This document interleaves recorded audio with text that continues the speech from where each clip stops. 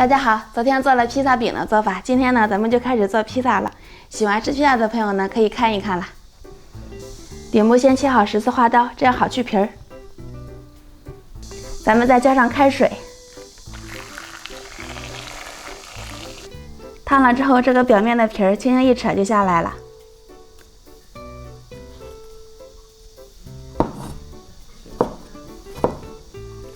都放在料理机里面打成泥。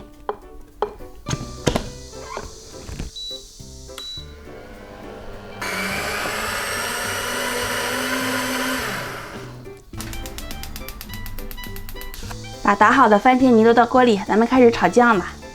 放上适量的白糖，先把这个糖搅散了，然后不停的搅拌，把水分炒出去。